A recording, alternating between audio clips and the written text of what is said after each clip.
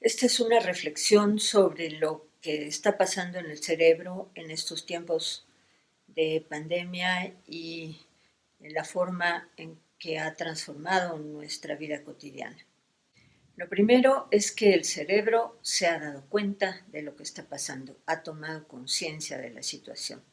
Eso ocurre en el lóbulo frontal, la parte más evolucionada de nuestro cerebro, el lóbulo más grande del cerebro, mucho más grande que en los animales, el más característico de la humanidad, el que se formó más tarde durante la evolución y es el que se forma más tarde también durante el desarrollo embrionario.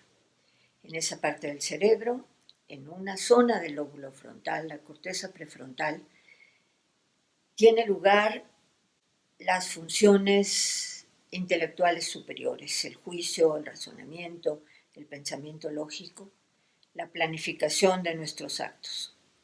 En otra zona, en la corteza orbitofrontal, se procesa lo correspondiente a la parte socioemocional. Estas dos zonas han estado muy activas durante estos días.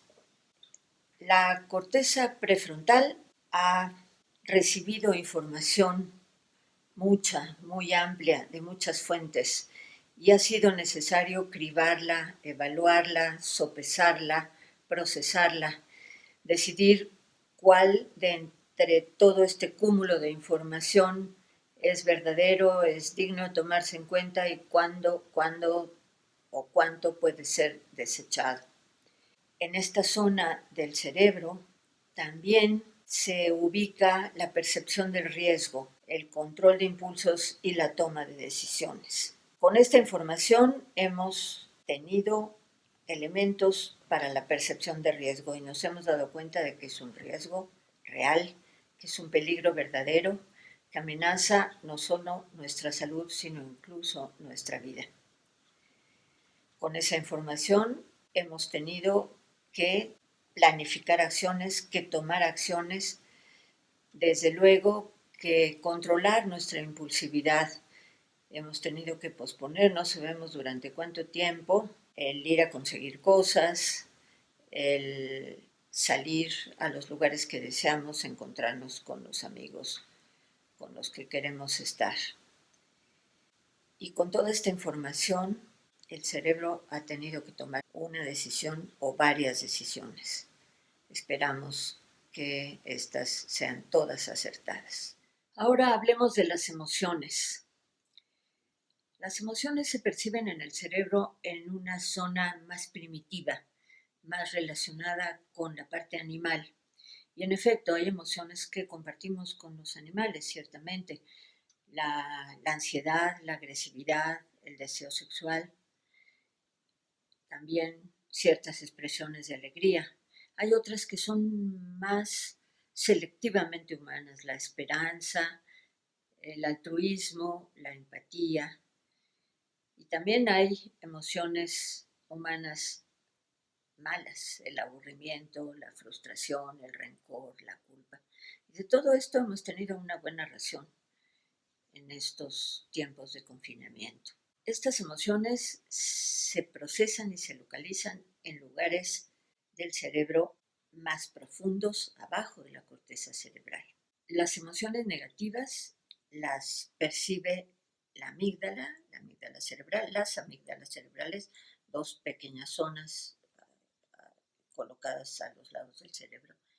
Es a donde llega todas las emociones aversivas, todo lo que tiene que ver con la agresividad. Y una de esas emociones es ciertamente el estrés.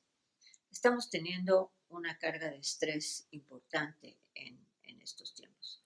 El estrés puede considerarse, en cierto modo, como un mecanismo de alerta que prepara físicamente al organismo para resolver una situación que puede ser, una vez que el cerebro ha decidido, de ataque o de huida.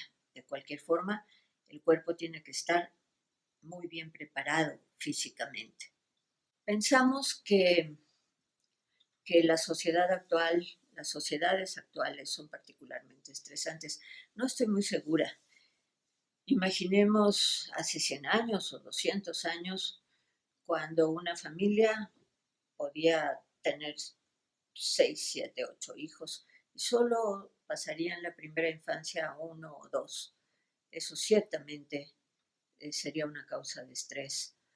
O el hecho de que al tener una enfermedad más o menos seria era un preludio casi certero de la muerte. O el campesino que está viendo su cosecha amenazada por la sequía y que voltea al cielo y no ve ni rastro de nube. Todo eso son situaciones muy estresantes. El estrés actual es diferente en esta sociedad tan competitiva, tan globalizada.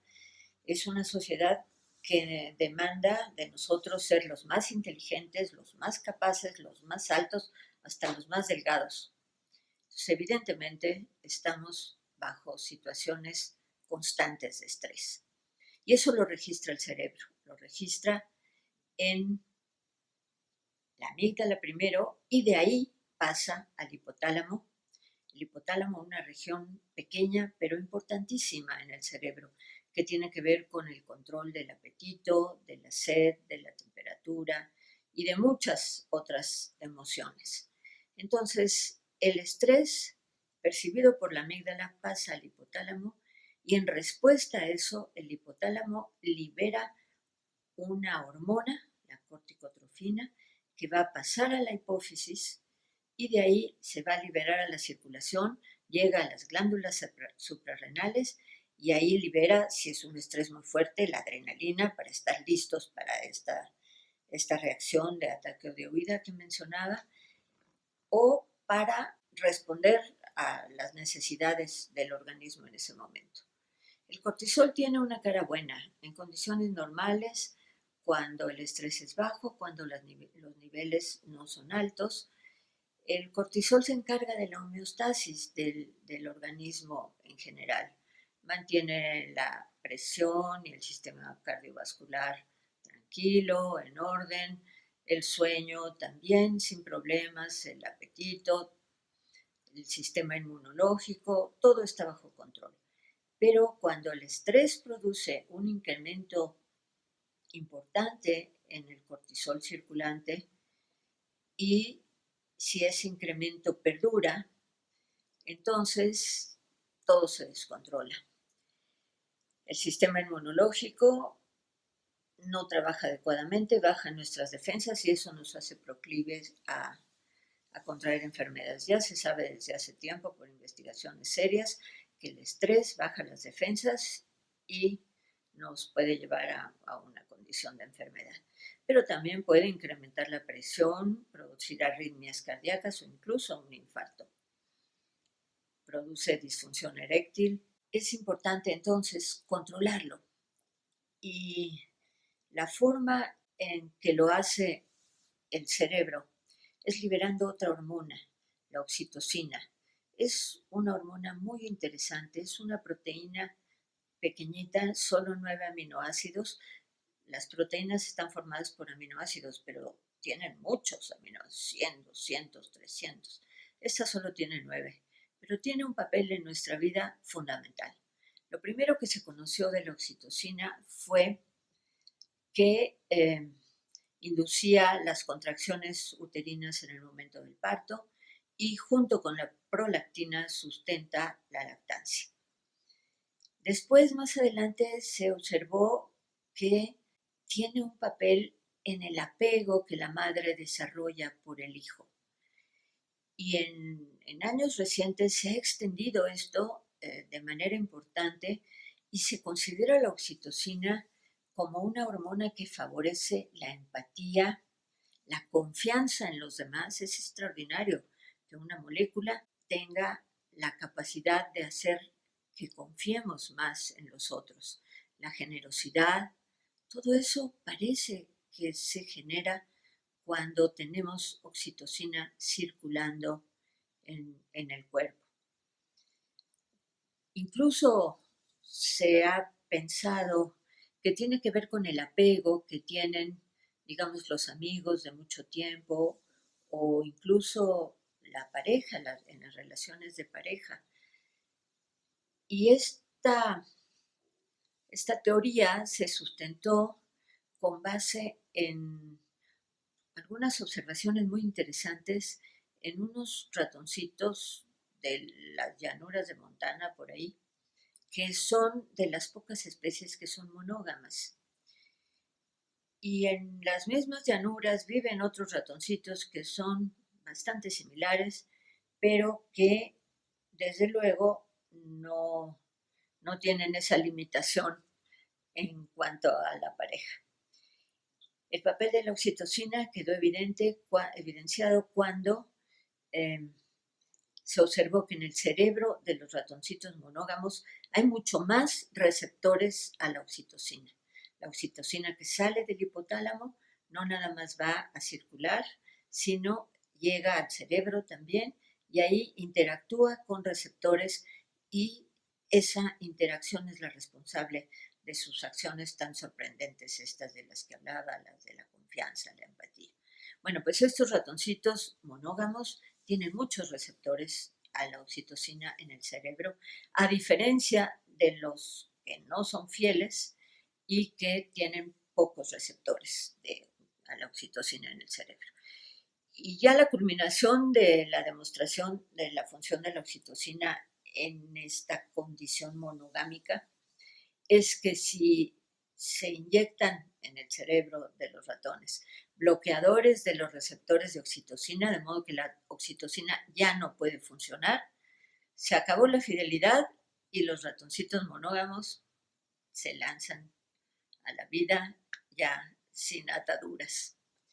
La oxitocina, en efecto, tiene que ver con el apego y se libera, por ejemplo, con el contacto de la piel, es decir, tomarse de las manos cuando las personas que se aman o se tienen cariño se toman de las manos, eso está liberando oxitocina, está haciendo más fuerte el apego, está haciendo sentir bien a los demás.